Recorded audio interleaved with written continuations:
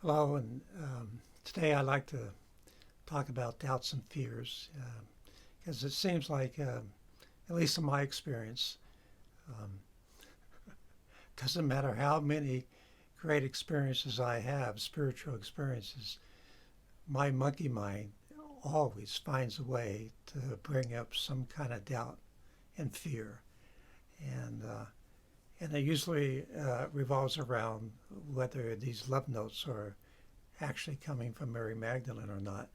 Now, Mary Magdalene I call Maggie, so I may refer to her as Maggie in this video. But anyway, yes, after maybe a year and a half of receiving these love notes, my monkey mind started acting up, and I started having a little bit of doubt.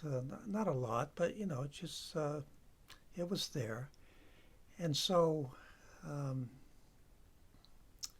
one morning, early morning, uh, Maggie told me to look up the meaning of Migdalia. Now, let me give you a history of this name. Um, my first year of college, right out of high school, I went to a junior college, and I didn't have uh, many new friends. I had friends from high school, but not a lot of new friends. I was shy and kind of kept to myself, and I was an anthropology major. And I met this lady, this Mexican lady, Mexican national, who lived in Tijuana, across the border from San Diego, and would come across with her three friends every day to attend classes. And her name was Migdalia. And I never got to know her friends. And we never. She was an art major, so we never had classes together.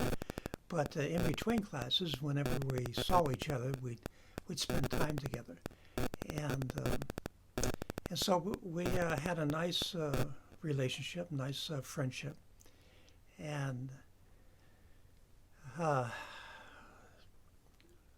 the Vietnam War was raging, and they were drafting anybody and everybody at the time.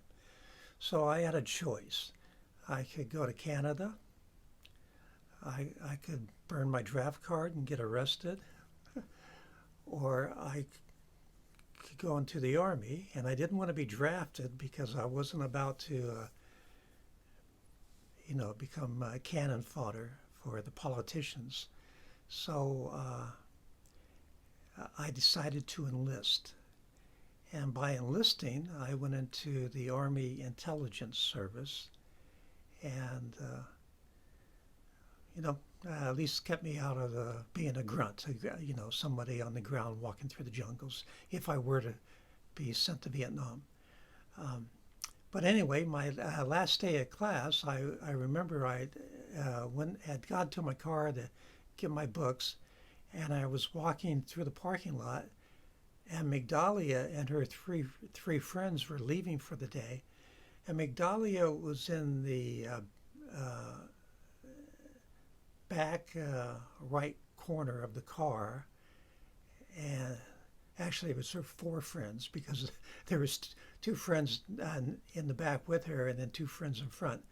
But anyway, she didn't see me, but her friend saw me, and her friend tapped her on the arm and whispered to her, and Migdalia turned completely around with this ear-to-ear grin on her face, waving goodbye to me. And she thought, waving goodbye for the weekend, because she didn't know I had enlisted in the Army, and I didn't have a chance to tell her.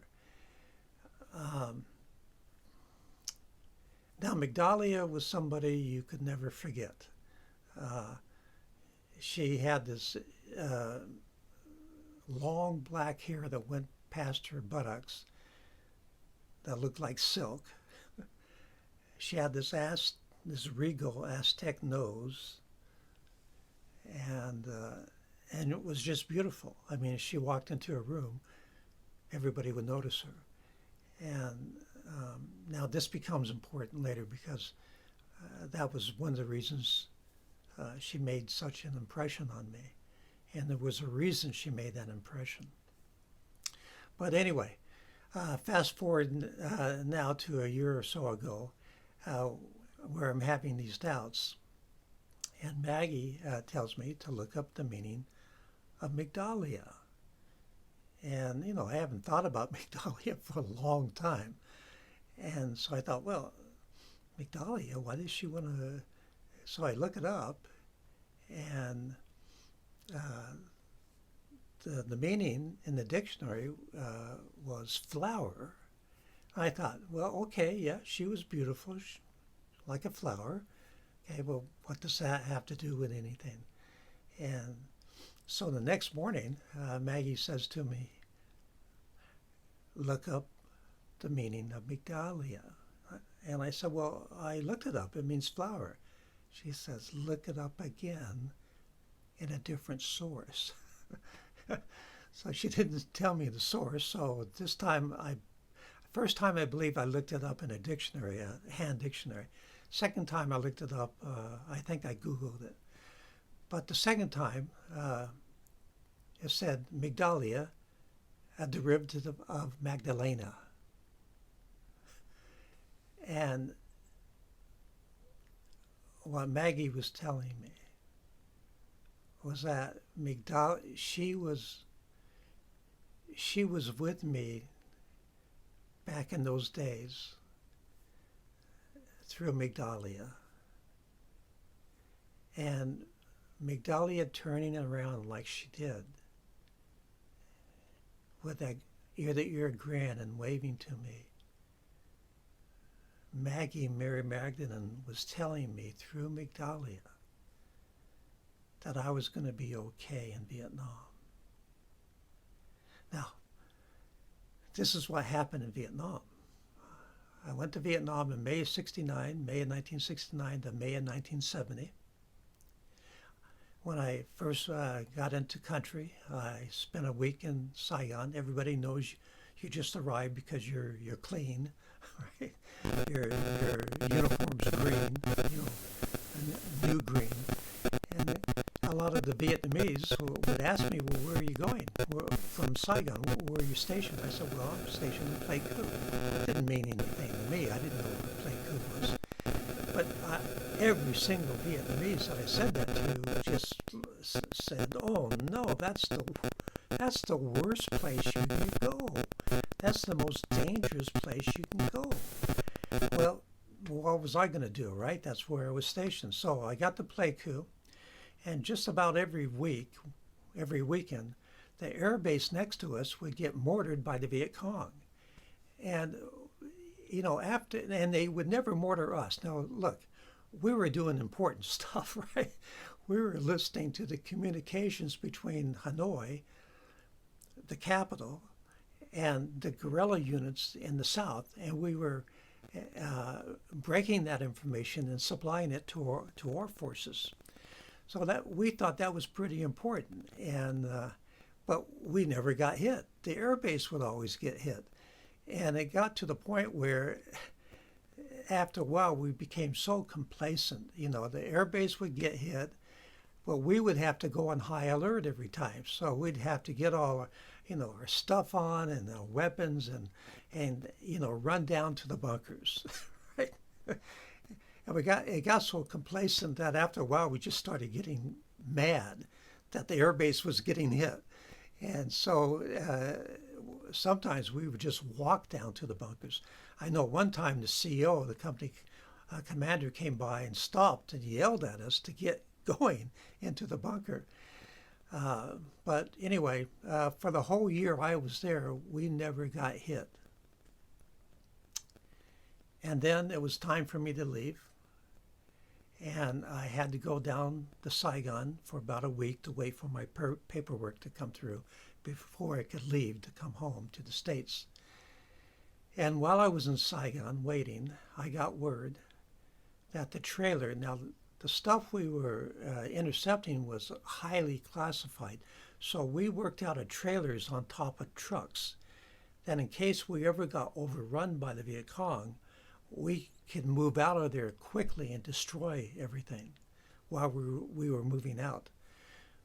But while I was in Saigon, I got word that the trailer I worked in took a direct hit, and 3 of my friends who I worked side by side with were killed. Now that becomes very relevant in the context of me having doubts, Maggie telling me to look up the definition of Migdalia, and thereby connecting the dots that Migdalia, that Mary Magdalene was working through Migdalia at the time, telling me that I was going to be okay. No, I didn't take it like that. I didn't take her smile and wave as saying, oh, I'm going to be okay, and be not at that time. Only now, later, that I connect the dots. At the time, to me, she was just saying goodbye for the weekend. And but now I look back, and as Steve Jobs said in his, I think his famous commencement speech, you know, when you look back, you can connect the dots, but while you're living through it, it's very hard to do so. And so that's just another instance of me having doubts and fears, and my angel, Mary Magdalene, speaking to me, and, you know, telling me, stop with the doubts and fears, okay? I've been with you all this time, and here's proof. Okay? And what I like about Mary Magdalene is every time I have doubts and fears and she gives me proof, it's never a hazy kind of thing, you know, like somebody says they saw a UFO and they got this hazy photograph of it. No, her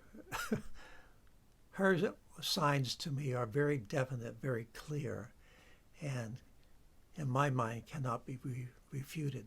So just understand that when you get on your when you connect, when you go into your heart, connect with your angels, connect with Source, and start walking your road to Rome, start living your purpose, that it doesn't matter.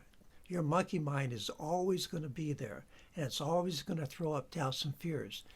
And just befriend your monkey mind. Say thank you. When those doubts and fears come, say thank you for reminding me to drop into my heart and listen to my angels and have a conversation with your angels. And if you know who your guardian angels is, then just ask. All right? And just ask. Have a conversation. And that's what I do with Maggie, you know. You know, come on, are these really coming from you? You know? And she always answers. So have fun with this. Your angels are there, ready. They're whispering to you. It's just a matter of listening. And of course, as Maggie has shown me in the past, your angels will speak to you in many different ways, through people, through, as I mentioned in my video about Nogales, as a wave of grace flowing through me. So many different ways. So just be open to different ways that your angels can talk to you. So I hope you enjoyed this video. Please like it down below, and please share it with your friends or with people who this video might help.